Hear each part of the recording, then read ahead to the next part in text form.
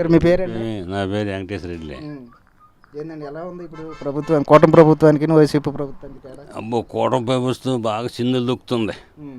సంక్షేమ పథకాలు ఇస్తానికి ఎంత మాత్రం ఇచ్చేవాళ్ళు లేరు అసలు. ఎందుకనండి? ఏదో అన్ని సూపర్ సిక్స్ పథకాలు ఇస్తున్నారు కదా.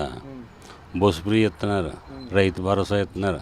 ఒకళ్ళని కలని ఇద్దరు ముగ్గురు కలని 15,000 అన్నాడు, వాళ్ళకి ఇస్తున్నాడు. కొనేసేయండి అని అన్నాడు, బాగా ఇస్తున్నాడు. అప్పుడు అన్నారు, అప్పుడు హామీ ఇచ్చారు, మరి ఇప్పుడేమో ఇంకా డబ్బులు లేవు అంటున్నారు.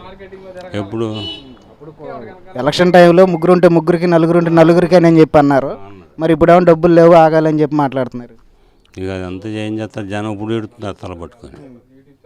ఎందుకు వేసారు బాబా అని. రైతులకి అన్నీ సంక్షేమ పథకాలు ఎదురవుతున్నాయి. జగనంగా రైతు భరోసా అని, అమ్మ ఒడని అన్నీ అది. అది ఇంత మట్టికి ఏమి లేదు. పింఛన్ వాళ్ళకి పింఛన్ ఒకటే అందుతుంది, 8 నెలల నుంచి 4 ఏళ్ళు అంతా ఉట్టితే. అంటే ఇప్పుడు అమలు అవుతాయని, అమలు కావని కూటమి ప్రభుత్వంలో ఏం చేస్తారు, డబ్బులు లేవు అని అంటున్నాడుగా.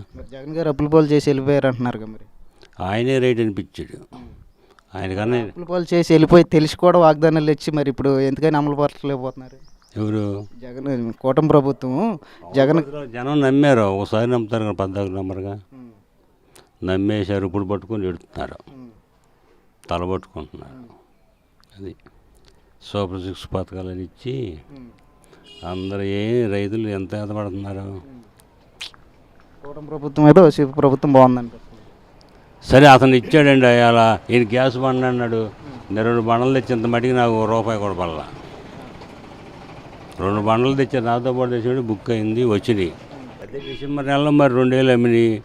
1400, 1500, గవర్నమెంట్ వాళ్ళు 1700కి ఎప్పుడు అయిపోయినా కొన్నారు. మిరకాయలు పాపం అల్లాడిపోతున్నారు. ఇక చెప్పుకుంటే ఎందుకు ఎవడు తిరుగుతాడు.